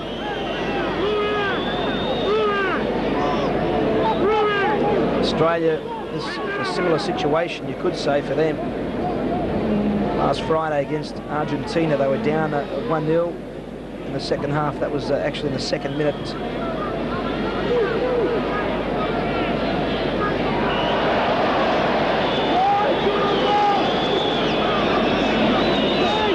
Has won himself a free kick. This long tour, Andy, could have taken its toll here. Well, maybe a couple of players a bit tired at the second half. Put so much effort in the first half. There's been a lot of travelling for the team, as I mentioned earlier in the call. You can imagine after the Uruguay game was called off, they had to head off back to Florida and come back to Argentina. And they had to go en route via Miami and New York in some of those flights. There was delays. But that's part and parcel of travelling overseas, and you talk to some of the players from, say, the '74 World Cup side, like Manfred Schaefer and Johnny Warren, they tell you the circumstances that they had to play internationals overseas are similar, if not worse. As De Los Santos finds Martinez, the scorer, offside flag up against Saraligi, and Saraligi has become a bit of a key player for Uruguay in the second half. He's become more involved in the game and he's been pushing forward and he's given them a new dimension through the middle there. He's been involved in a lot of their play.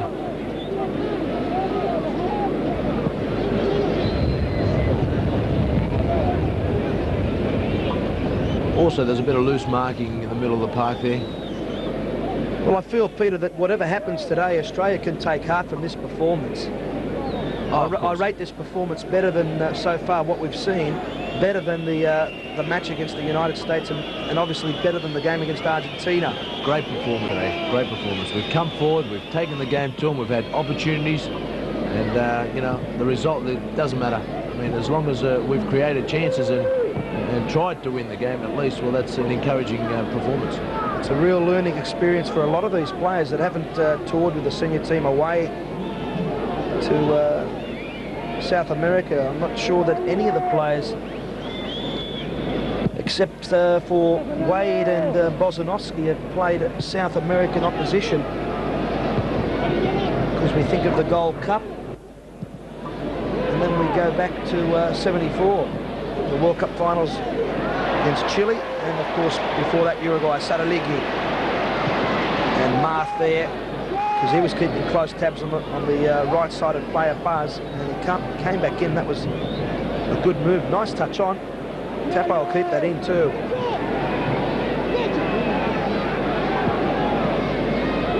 Goes behind Van Blurk. Wade, as per usual, he's done a lot of running today. Peterson. Perhaps we haven't seen as much of Peterson in the second half as we did in the first, but Australia have had to do a lot more defending in the second half. For sure, Andy. The cross, and the keeper takes it quite easily, and there's no need for the keeper to try and make a meal of it. I don't know why they're standing over the player, really. That's just ridiculous. There's no real need for that. 50-50 ball. Van Blurk went up with the keeper, and because they landed together, the theatrics really irritates me when keepers carry on like that. There's no real need for it. Bad to see. Bad to see that. It hasn't been a spiteful game by any means.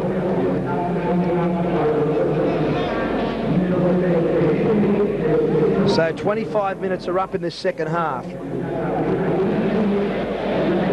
We're in the 70th minute of play. Uruguay lead by 1-0. Martinez, the scorer, in the 64th.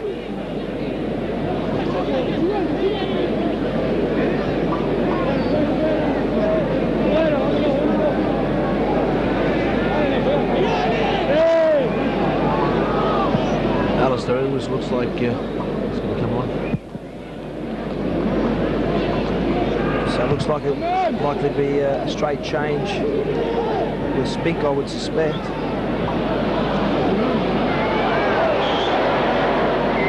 Well, there's some overzealous tackling going on out in the centre, and the goal scorer, there's a man, it looks like Edwards will come on,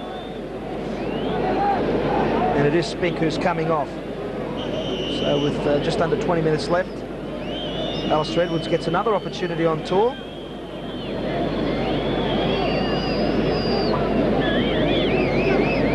Warren Spink, he's had a great game. He's desperate to be part of the World Cup because he knows the likes of Arnold and Slater will come into contention. And I'm not too sure whether Coach Eddie Thompson would be considering the likes as Peterson. Well, that wasn't too far wide at all from Mike Peterson. Great shot.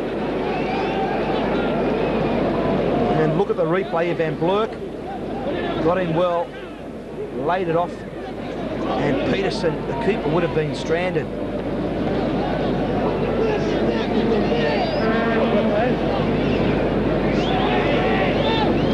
I was just saying, I don't know whether Coach Eddie Thompson will be looking at the likes of Christodoulou, Kalantzis, Petikas, because they haven't been mentioned.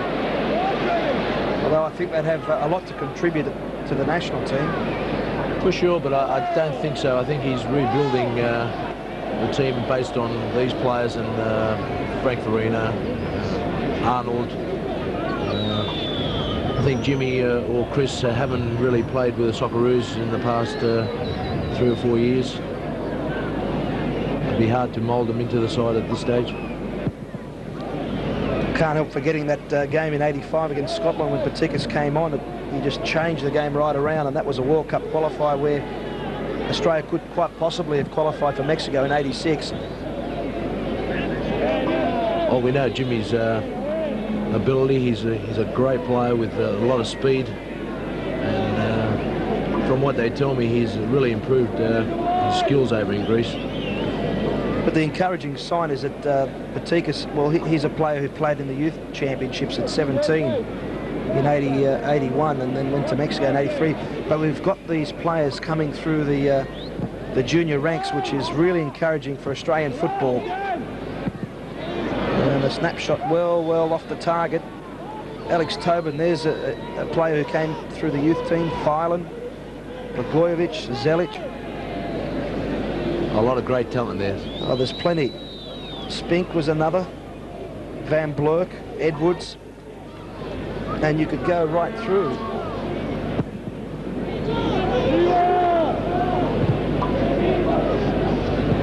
So it's really been an encouraging 12 months for Australian football overall. But at the moment, it was Paz. And well, it was like the exocet missile. High and wide. Had plenty of time there. I'm surprised that a player of his class would have elected to go first time when he could have controlled and maybe had a bit of a run and then had the shot on the run. Absolutely right, Andy, there. Or maybe he could have had a couple more steps and go closer.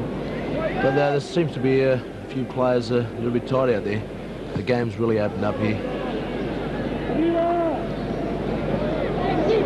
Wade in the heels of De Los Santos. Edwards, the fresh legs of Alistair Edwards. Well, see, that's the pressure. The pressure tells. Well, I thought perhaps Bozanowski was clipped. The referee says no. Cabrera to Paz. And given straight to the captain, Paul Wade. Peterson. Good ball inside for Tapai. And that right, that appears to be Bozanowski. That's Bozanowski rather than Jurakovic.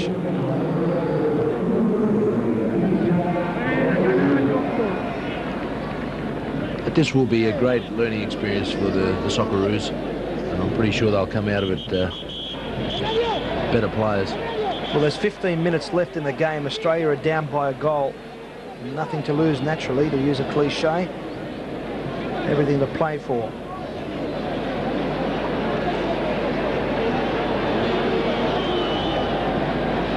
Not too sure what the delay is. I just don't think they can recover the ball. They have now.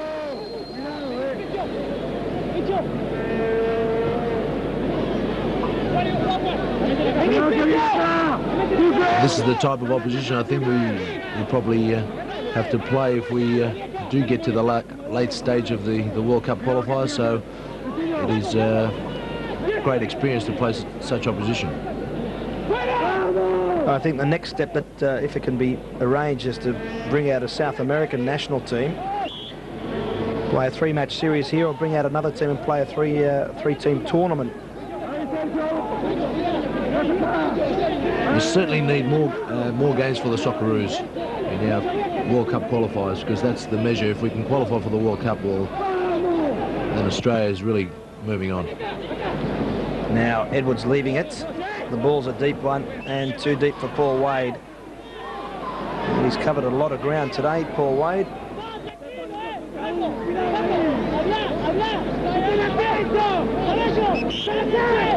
Do you think overall that Louis Kubia will be happy with his team's performance so far? I'm pretty sure, you know, he's got the result. I mean, he's got the goal there. He's got a lot of the European-based players, which I believe he doesn't want. They're not playing, but I'm pretty sure World Cup qualifiers come around. I'm pretty sure these players will be back in the team. They don't look that impressive, Uruguay. And of course, he persisted with using the locally based players for the Copa America last year. And they had 3 draws, but they didn't get into the final 4. Now Van Blurk, good jinking run. Wade, Van Blurk was taken out by the number 2 Daniel Sanchez. It's a cheeky foul there, cheeky professional foul. That's what I mean. If Peterson can get a yellow for kicking the ball away, I think that's worthy of a yellow as well. An attacking situation.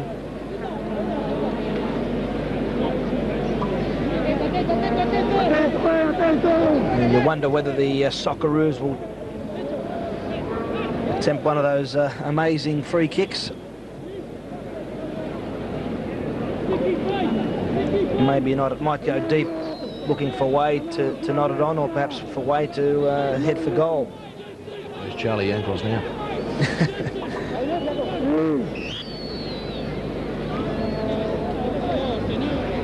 And it's certainly not the 10 metres at the moment. It's been laid off, and that was Marth. He's got a good shot on him. Definitely Andrew Marth. Scored a strong goal 2 years ago in the grand final.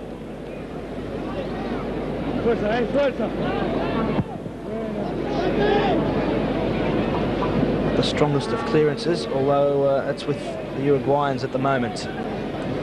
Paz, he was playing for the free kick there.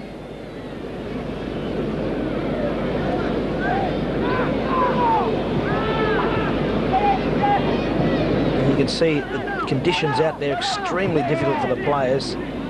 It's been raining the last few days. It was raining last night.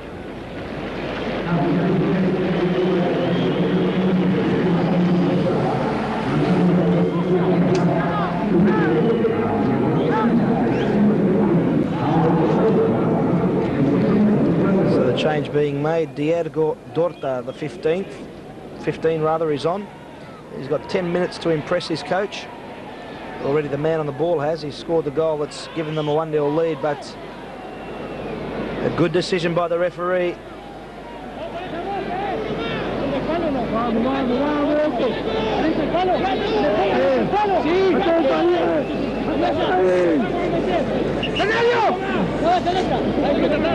Well, we definitely haven't been outplayed in this game, Andy, although the result is 1-0 against us. In it comes. 10 on the clock, and the free header for Andrew Marth. What a great chance. It could have been the equaliser for Australia. With just under 10 to go. Marth knows it as well. The free kick from Peterson. Australia should be level at 1-1. What an opportunity. Oh.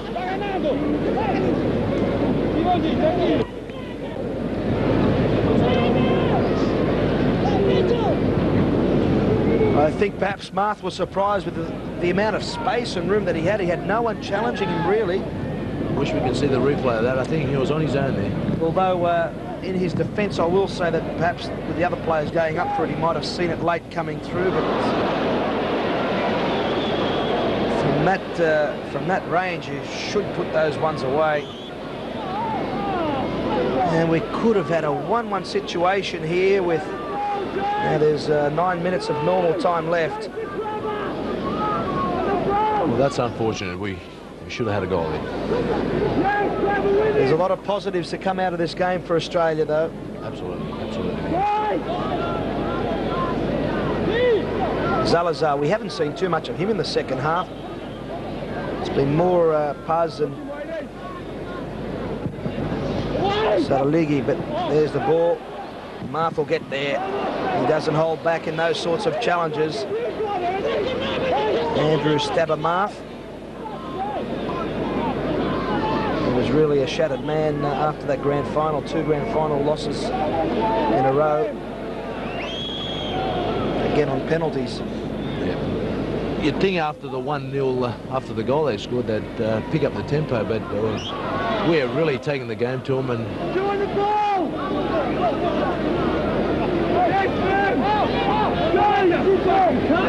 so the Australians are all getting back. You can hear the call.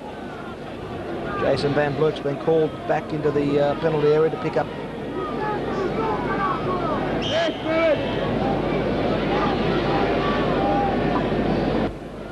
And comes the free kick again, looking deep. Filan's up. And the referee has spotted Kanapkis's little nudge. good decision there. As they went up, I don't know if they'll replay it, but Kanapkis just got in on John Filan. And Not many people would know that one of the big reasons Filan's had a great season is the fact that when Tony Pisano went down there, he played a few games earlier in the season and he stayed on there and helped David Ratcliffe out, but particularly with the goalkeepers. And Pisano kept Filan on his toes, and that was one of the reasons, obviously, that Filan has been so sharp this year. And before Pisano, obviously Fred Wall being involved at St George. Well, I was speaking to Tony recently, and he thinks that John Filan is one of the best keepers that the country has ever produced, and that's a very high opinion by a former Socceroo player. Well, he always seemed to produce outstanding goalkeepers.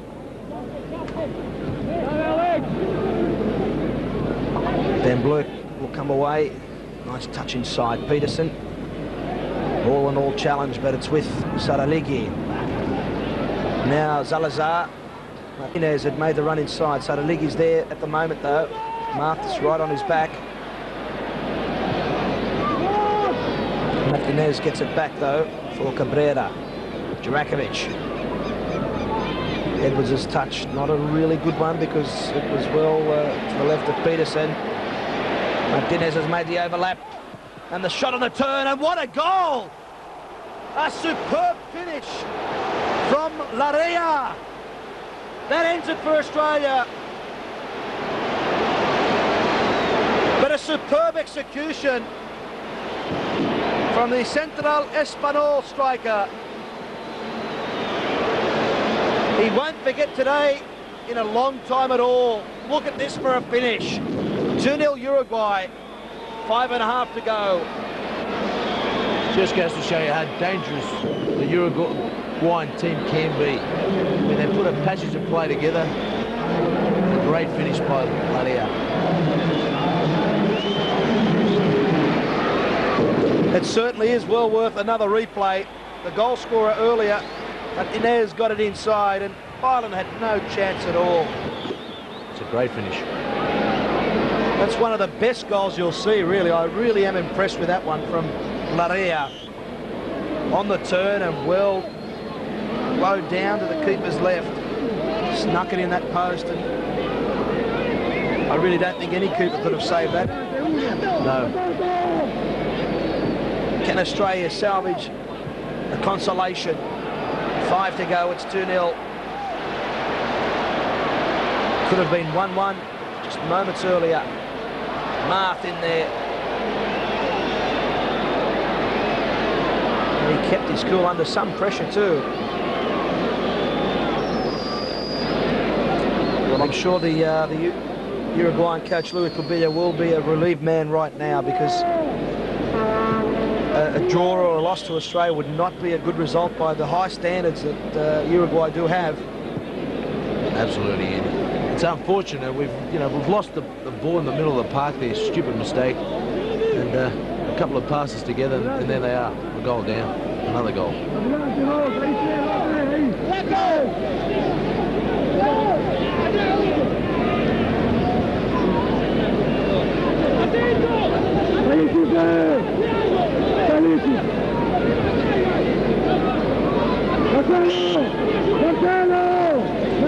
Will Bozanowski elect to go for goal?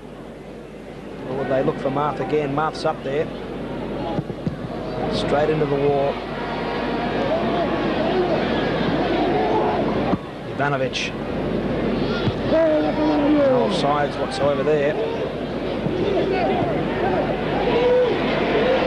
Captain Barrios kept his cool just to lay that ball on. It's across now with De Los Santos.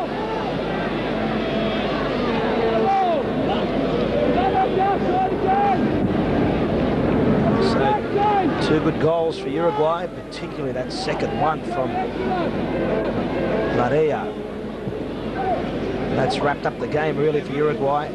Australia desperate to get on the score sheet. Edwards was held back. That's obviously a yellow against Kanapkas, but whether it will be is another question.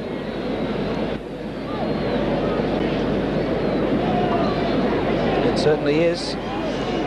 Fernando Kanapkas goes into the book as well. So 3 yellow cards in the second half. this is what happens. A lapse in concentration at an international level, I mean, you get punished. And Wade, as you can see, was just held onto by Kanapkas. Wade, deflection.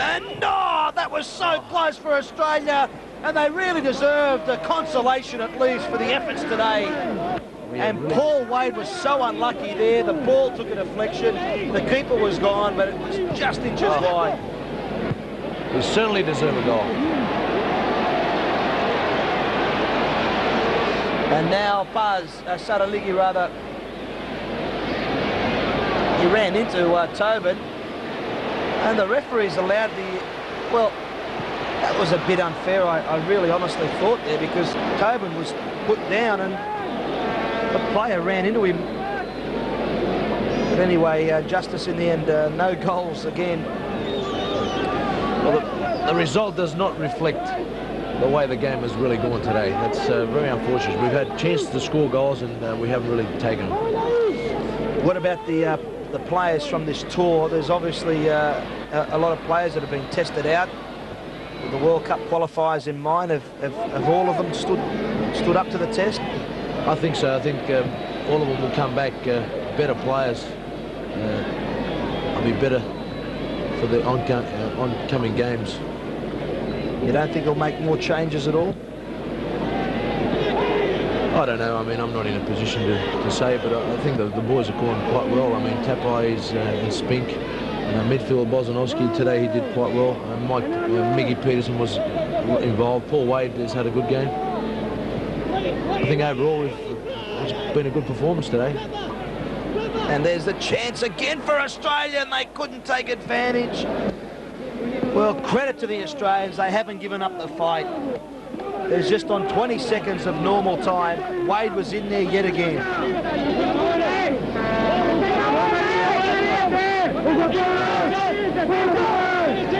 Poor Wade, he hasn't stopped trying. He's leading by example. Good nod on by Van Blerk. Wade's in there again. The numbers are back for Uruguay. Tapai, good turn inside. There was a handball. The referee didn't pull it up, allowed the advantage. The keeper takes it well. Good save by Siboldi. Now Uruguay, they had the numbers, but you've got to pay praise to the Australians. It's a great ball. Now Peterson. Tapai. Durakovic rather, he went on just a tad too long with it. Playing stoppages. 2-0 Uruguay. Salazar. And look at the space on this left-hand side. Larea, the man who scored the goal, to make it 2. Salazar off Martho, and John Filan, will he keep it in? He should, and he does. There's a bit of a higuita. And that could almost cost him, though. Martinez. And headed away by Marth. Australia defending and defending with everything. And I suspect that will be about it. We didn't really have that many stoppages in the second half.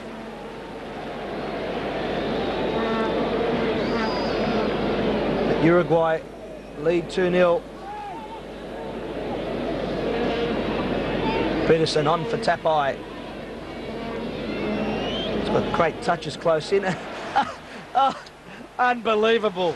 That is the most amazing finish to a game I've ever seen. Tapai thought he was on his way.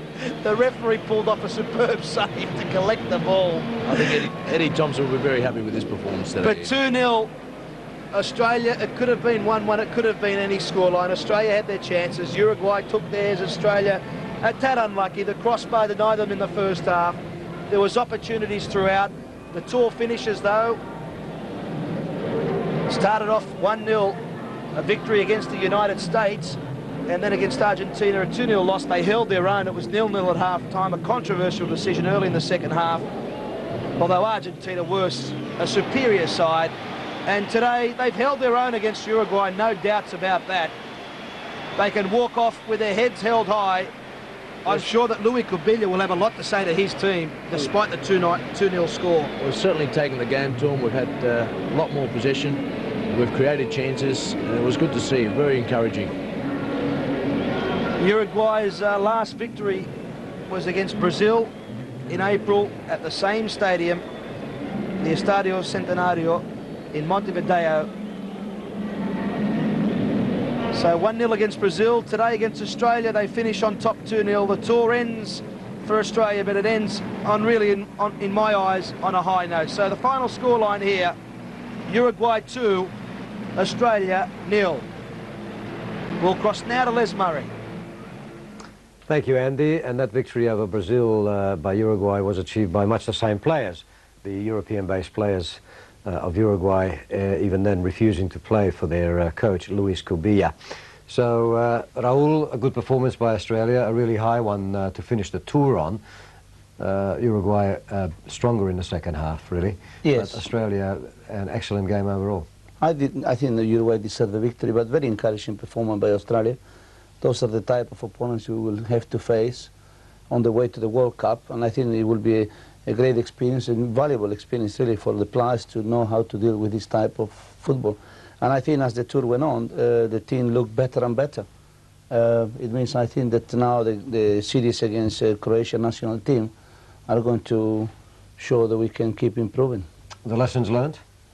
Lessons learned is against this type of opposition that you have to be very careful with the ball, and I think that just a little bit more aggressive at times in the physical department. I think that they are aggressive in their own soil or whatever they are. But I think all in all, as the tour progresses, we show really that we are getting closer and closer, and we're closing the gap, really. John, what do you think Eddie Thompson has learned on the tour, from a positive or negative sense? In what sense is he wiser now?